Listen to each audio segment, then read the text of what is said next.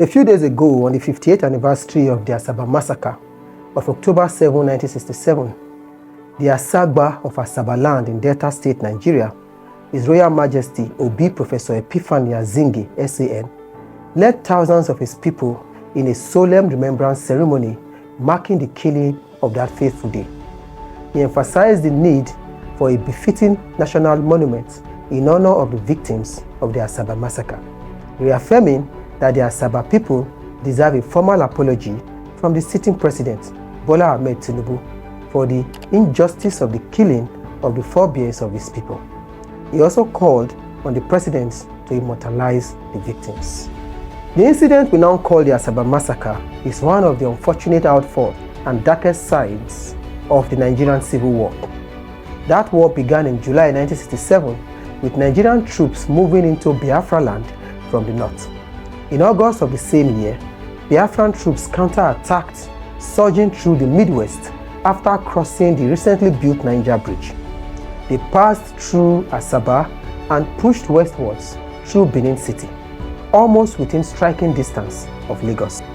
Asaba, located on the west bank of the river, across from the important Biafran market town of Onitsha, was ethnically and linguistically Igbo, but not part of Biafra at the time of the war. A quiet town, Asaba was known for high levels of education and professional achievements. Nigerian federal troops, under the command of Colonel Muritala Mohammed, fought back, eventually pushing the Biafran forces back through the Midwest, through Asaba, and across the Niger.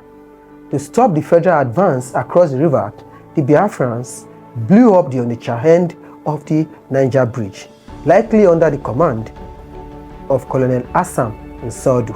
Around October 5, federal troops entered Asaba, where for 2 days they terrorized civilians, rounding up groups of men and boys, accusing them of being Biafran soldiers or sympathizers, and shooting them. A large group of people were killed at the police station and the football field.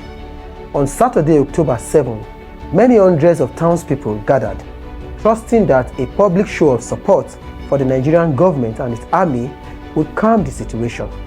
People came out from the 5 quarters of Asaba wearing ceremonial akwa-ocha, the national or the ethnic white attire symbolizing peace and solidarity with the Nigerian government. They paraded down in Nnebisi Road, singing, dancing, and chanting, "One Nigeria, one Nigeria, one Nigeria," in support of the Nigerian troops. Despite this show of solidarity and peace gesture, Nigerian troops separated women and young children and took them to the nearby Maternity Hospital. Soldiers gathered men and older boys in an open square at Ogbe-Osawa and turned machine guns on them. Approximately 700 people died. With most families unable to retrieve the bodies, the dead were buried in mass graves at the site. Lists exist of many who died, but many more were never recorded. There were no individual burials as custom requires, no death certificates were issued, and there was no official accounting. In addition to those killed at the Ogbe-Osawa, hundreds more died at other locations, bringing the total number of deaths to over 1,000. For decades, there was little trace of the massacres in either press or historical accounts. 2 weeks after the massacres, Bill Norris, a Times London journalist, had passed through the Cable Point area of Asaba, reporting with the federal troops. Interviewed in 2011, he said he was unaware that a systemic mass killing had happened, but witnessed devastation caused by federal bombardment, burning, and looting, and assumed many civilians had died. In an October 19 story, he wrote of the pitiful debris of abandoned bicycles and personal belongings along the road to the bridge as citizens fled the town, running away from the horrors. After the Ogbe-Osawa massacres, Asaba lived under military occupation. Muritala Mohammed repeatedly sent his men across the river in boats attempting to take Onitsha, losing large numbers of troops to Biafran bombardment in the process. The stalemate was broken when his troops crossed the Niger further north, finally capturing Onitsha in December 1967. Thousands of troops remained in Asaba, and people continue to suffer killings, looting, and rape, with movement severely limited. Some families lost multiple men, leaving women to fend for their children, while many men who had survived the killing had fled into surrounding areas or across the river into Biafra land from Asaba. In April 1968, after a Biafran incursion, troops again rounded up civilians in what became known as the second operation, in which many more died and were forced into refugee camps after their homes were looted and burned, sometimes for the second time. At St. Patrick's College, an elite boys' secondary school in Asaba, run by the missionaries, became a camp, with many of its buildings ending up in ruins after countless Nigerian military bombardments.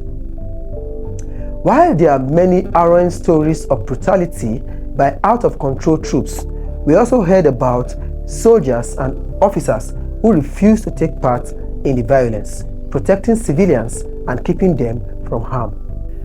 General Murtala Mohammed himself was assassinated on February 13, 1967 in Lagos during an attempted coup led by Lieutenant Colonel Buka Sukadimka. He was ambushed in traffic while en route to his office and shot dead in his car. General Murtala Mohammed was only 37 years old when he was assassinated on that fateful day in February. Between 500,000 and 3 million people died on both sides of the divide during the Nigerian Civil War, mostly from starvation and disease. The war is widely regarded as a national tragedy due to its ethnic violence, humanitarian crisis, and long-lasting division.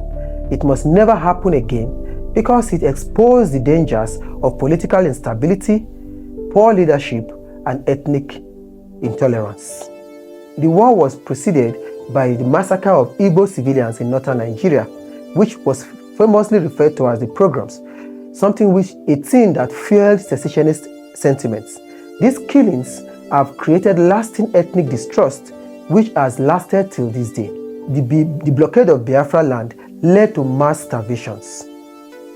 Images of emaciated children with kwashiorkor shocked the world and became symbols of the war's cruelty. Nigeria was a young nation with promise after independence in 1960. The war derailed its development, deepened ethnic divisions, and weakened national unity. And sadly, many of the issues that led to the war, ethnic inequality, resource control, and political exclusion, remains to this very day.